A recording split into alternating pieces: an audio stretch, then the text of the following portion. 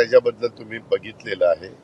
खरं तर कायदा, संविधान, नियम त्याच्या बाहेर कुणीच त्या ठिकाणी जाऊ नये.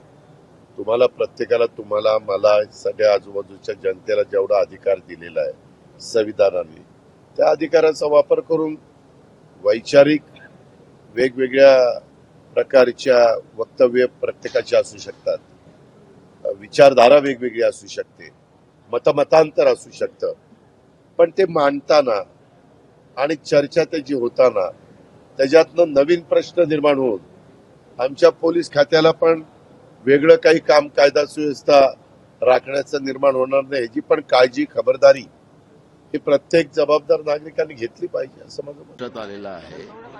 महाराष्ट्रामध्ये जी मनमानी चाललेली आहे, मी आता अलिबागमधून येतो आहे. अलिबागमध्ये तिथल्या जिल्हाधिकारी आणि शासनाच्या मंत्री आणि त्याच्या परिवाराचं जे काही कामकाज चाललेलं आहे, सगळं भराव भरला जातो आहे. पर्यावरणाचं तिथं नुकसान केलं जात आहे, कुठले नियम कायदे राही, आणि राज्य बरबडून कसं काढता येईल, लुटता कसं येईल, त्याच्यावर हे सरकार काम करते आहे. आणि महाराष्ट्रामध्ये काल झालेली जी घटना आहे कॉम्रेडच्या, त्या याच्यामध्ये आपण पाहतोय की कायदा व्यवस्था महाराष्ट्रात बाकी राहिलेला नाही. ज्याला वाटतं तो आपल्या पद्धतीनं वागतोय, अशी परिस्थिती या महाराष्ट्रात सुरू आहे.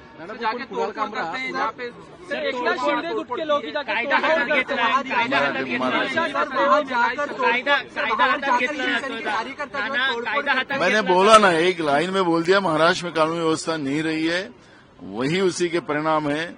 और महाराष्ट्र से लोग भयभीत होकर महाराष्ट्र छोड़ के जा रहे हैं. महाराष्ट्र के उद्योग खत्म होते जा रहे हैं.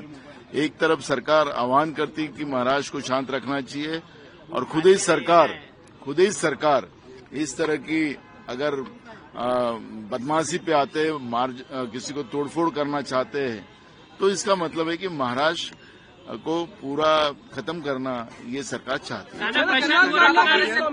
राहुल सोलापूरकर, प्रशांत कोरटकर यांच्यावरती मराठी होऊ द्या ना यार, काय सुरू आहे? त्यांनी जो स्टँडअप कॉमेडियनची भूमिका घेतलेली आहे, यापूर्वी देखील वेगवेगळ्या कॉमेडियन जे आहेत त्यांनी पॉलिटिकलवर क्रायसिस केल्यानंतर प्रत्येक राजकीय पक्ष वेगवेगळा स्टँड घेताना दिसून येतो. बघा, दोन गोष्टी आहे महाराष्ट्रामध्ये.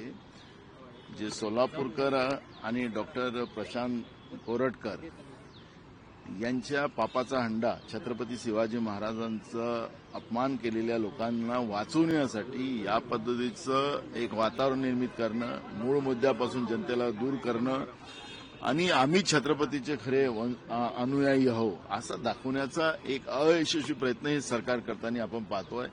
आणि त्याच्यामुळे कोरटकरचा विषय आज येणार, राहुल सोलापूरकरचा विषय आज येणार.